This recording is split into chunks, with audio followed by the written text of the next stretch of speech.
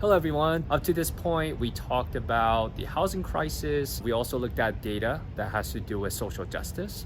This time, we're going to be looking at a graph called the Keeling Graph, which has to do with environmental justice. The way that the CO2 levels are increasing in our atmosphere, all the ways that that affects our environment, the food that we eat, the infrastructures that we build, and also the earth that we live in. So how do I know that? We are going to be taking a look at one of the most famous graphs called the Keeling Graph. Let me tell you a little bit about what the Keeling Graph is. So the Keeling Graph is one of the most important scientific works in the 20th century because it is the longest running continuous record of atmospheric carbon dioxide. Before this graph was produced, there was a debate of whether CO2 was actually increasing in our atmosphere.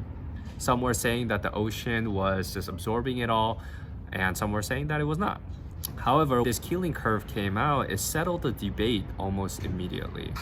And that really is one of the most powerful things about math. When people want to find out what's true and what's real, math is truly a powerful tool when you want to communicate truth to others. This graph is very interesting because it almost combines two types of function families together, which is the exponential as well as the sine graph. The reason why we're taking a look at the Keeling graph is because it's a sinusoidal relationship, and the sinusoidal relationship has to do with trigonometry, which has to do with right triangles and unit circles. And when you lay out the unit circle, you actually get the sine graph.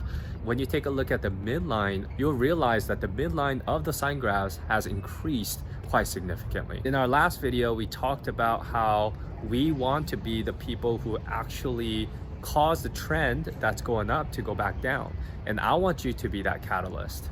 But in order for us to do that, we have to understand what's going on first. And the way that we come to understand what's going on first is by studying this graph.